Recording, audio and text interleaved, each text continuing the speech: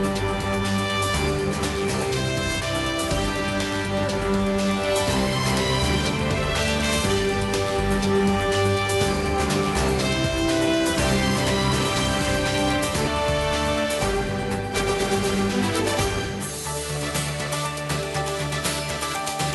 evening, I'm Mai Rodriguez, sitting in for Pia Ontiveros. This is Solar Network News, and these are the Solar headlines. The Liberal Party and the United Nationalist Alliance prepare for their proclamation rallies on the eve of the official campaign period.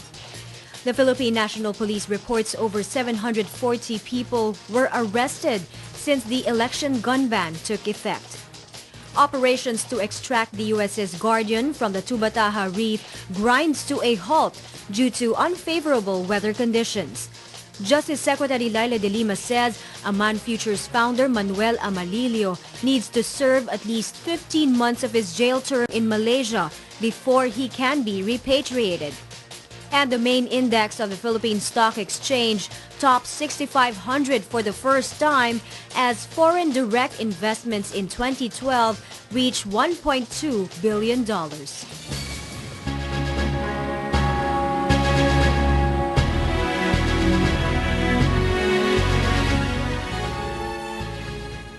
The Liberal Party will hold its proclamation rally tomorrow at the historic Plaza Miranda, where President Aquino is expected to endorse administration coalition candidates. Ina Andolong has the details. President Aquino personally selected the venue for the Liberal Party's proclamation rally tomorrow night. LP will kick off its campaign for its senatorial bets at Plaza Miranda, a place which is historically significant to the party. In 1971, a bombing incident disrupted LP's campaign rally at Plaza Miranda, killing 9 people and injuring close to 100, including prominent party members. Tulad din nung mga ipinaglalaban noong nangyari ang Plaza Miranda bombing, na alam natin talagang sa kapanahunan ng kung ang nilalabanan noon ay diktatorya, ang nilalabanan naman ngayon ay katiwalian at kahirapan. After announcing plans to elevate the campaign to a higher level, LP's proclamation rally will be graced by its celebrity members, like Aga Mulak and his wife Charlene, who are said to be hosting the event. All 12 LP senatorial candidates will be there to deliver a speech not exceeding 8 minutes each. To further highlight his all-out support for the slate, only the president will be delivering an endorsement speech.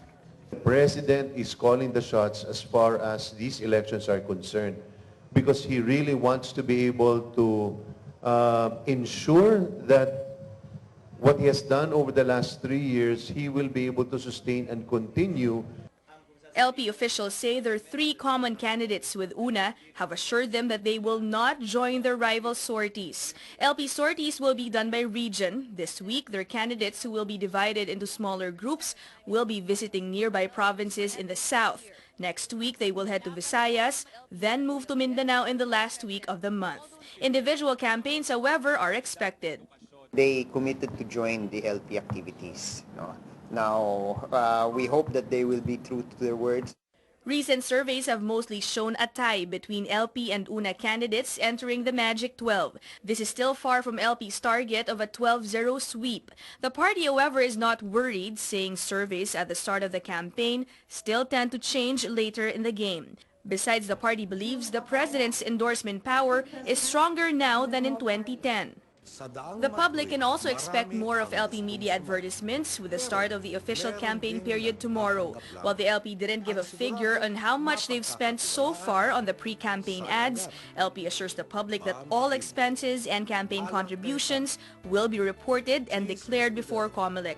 Similar to the 2010 elections, the party plans to be strict in accepting campaign funds to ensure that people who will be donating resources are not those who expect favors in return. Ina Andolong, Solar News. It's Plaza Miranda for the ruling coalition and it's Plaza Independencia for the United Nationalist Alliance. UNA is all set to embark on a 3-month campaign tomorrow in Cebu City. Camille Elemia tells us more. It's the United Nationalist Alliance's opening salvo tomorrow afternoon in Cebu City. Cebu is the most vote-rich province in the Philippines with about 2.5 million registered voters and a voter turnout of 77.74% in 2010. That is why many national candidates are after the Cebuano vote. Suspended Cebu Governor Gwen Garcia and Cebu City Mayor Michael Rama are allied with UNA, which makes Cebu the coalition's likely bailiwick. The so-called Three Kings of UNA will attend the proclamation rally. Vice President Jejomar Binay, Senate President Juan Ponce Enrile, and former President Joseph Estrada. UNA Deputy Secretary General Nancy Binay says the coalition's three guest candidates, Senators Francis Escudero, Lauren Legarda, and Grace Poe, will not join the rally. Binay did say Poe will be represented by her son Brian Lemanzares, while Legarda, her father. No word yet if Escudero will send a proxy to the event. The Gutierrez family is expected to attend the motorcade and rally in support of Annabel Rama, who is UNA's bet for representative of Cebu City. All is set for UNA's proclamation rally Tuesday afternoon here at the Plaza Independencia in Cebu City. UNA will hold a mass at the Cebu Cathedral at 7 in the morning, followed by a motorcade all over Metro Cebu. The proclamation rally will start at 5 in the afternoon. Meanwhile, Nancy Binay denies UNA is spending government funds to sustain the coalition's campaign. This in response to reports government vehicles were used in the preparation of UNA's campaign stage in Cebu.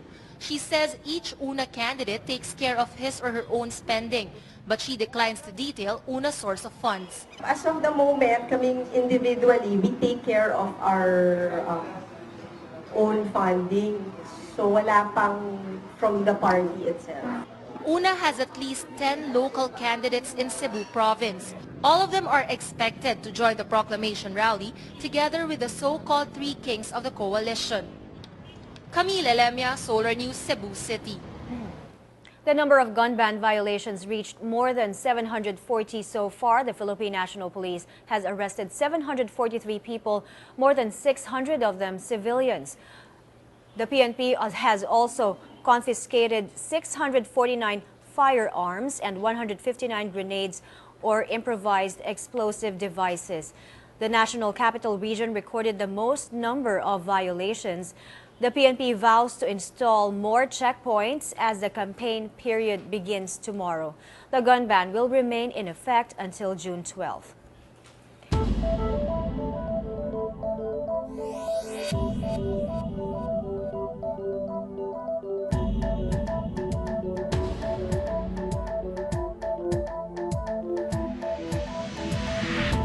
President Aquino makes a landmark peace mission as he visits the stronghold of the Moro Islamic Liberation Front in Maguindanao for the launch of a socio-economic program for the MILF community. David Santos tells us more live from Cotabato City. David? The ongoing peace talks between the national government and the MILF reaches higher level today, with no less than President Aquino coming to the so-called heartland of Moro rebellion here in central Mindanao. This move is seen to boost further the confidence between the two panels as they reach the concluding stage of the peace negotiations. After spearheading the launching of the government's socio-economic package for the MILF communities in Sultan Kudarat town, Mr. Aquino confirmed that the peace talks is likely to be completed before the end of March. The GPH MILF peace panels are set to meet again in Kuala Lumpur by the end of this month to finalize discussions on the annexes or the remaining contentious issues of the Bangsamoro Framework Agreement, which include power and wealth sharing as well as the fragile process of normalization. Malacanang is set to announce hopefully before the end of the week the names of those who will compose the 15-man transition commission that will craft the basic law creating the Bangsamoro government. The new government will eventually replace the autonomous region in Muslim Mindanao by 2016. The president was notably in high spirits during his historic trip here in Maguindanao, despite having to shuttle to different locations in the province to initiate peace-building programs. Mr. Aquino was seen throughout the day smiling and showed no signs of weariness. Early on, the president led the launching of the Sujahatra Bangsamoro, a specially funded program aimed to improve the health, education, and livelihood conditions in MILF and other conflict-torn communities in central Mindanao. He distributed PhilHealth insurance membership cards to MILF combatants and their families to show that the rebel group is now embracing government's basic services. Throughout the morning, MILF Chairman Alhaj Murad Ibrahim played host to the president, it was also a significant moment for the Aquino legacy since 25 years ago, Mr. Aquino's mother, the late President Cory Aquino, secretly met with Murad in Cotabato City to explore then the possibility of talking peace with the MILF. Later in the afternoon, the president witnessed a friendly football match organized by the AFP inside the Army's 6th Infantry Division camp in Datu Odin, Sinsua Town. Presidential Peace Advisor Ging Deles said that even the military will also benefit from the unfolding successes of the GPH-MILF peace talks, pointing out that the reduced incidence of conflict will lessen the risk that government forces will have to deal with. Mai? Thank you, David. That was David Santos reporting live from Cotabato.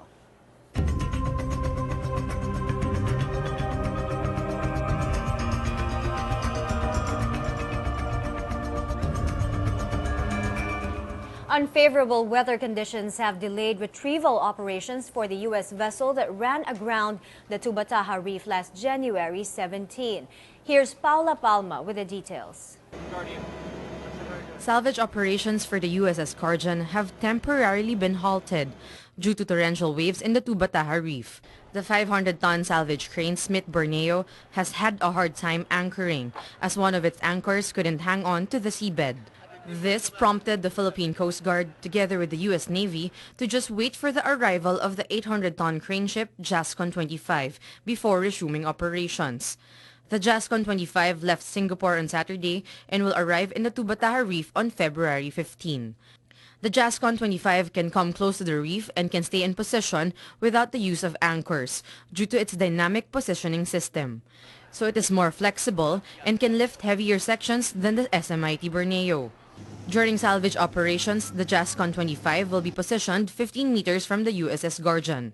The USS Guardian is currently resting on the northwest tip of the Tubataha Reef. Due to its position, it is subject to northeast monsoon conditions, so the waves are impacting on the port side of the hull, causing rust and erosion. Its rudders are partly embedded in sand, while the propeller is broken off and lying beside the shaft on the seabed. The bottom of the USS Guardian is severely damaged by the corals. The USS Guardian will be first divided into segments before it gets extracted part by part. On February 15, the heavy equipment from the fantail and top sides of the vessel will be first removed. The main mast will also come off on the same day as it may obstruct the movements of the crane.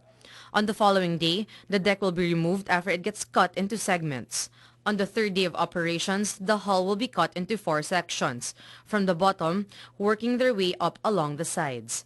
Coast Guard spokesman Commander Armando Balilo says operations may last until April 15 given fair weather conditions.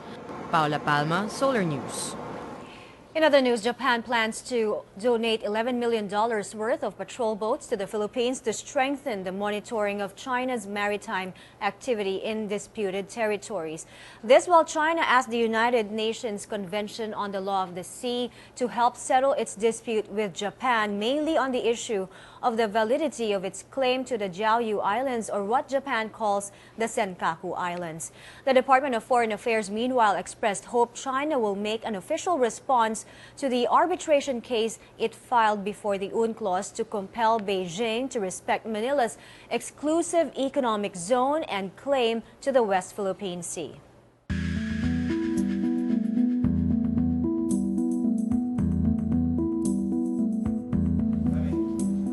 Justice Secretary Laila de Lima says Aman Futures founder Manuel Amalillo must remain in a Malaysian jail for more than a year before he can be deported to the Philippines.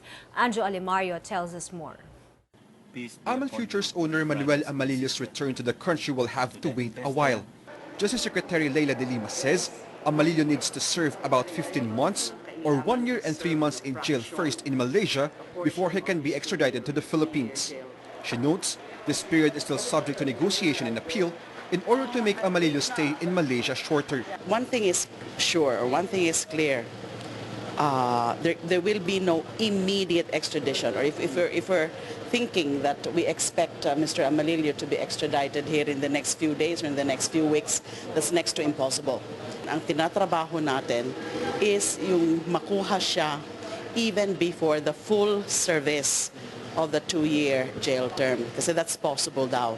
He has to serve a fraction or a certain portion of the 2-year jail term.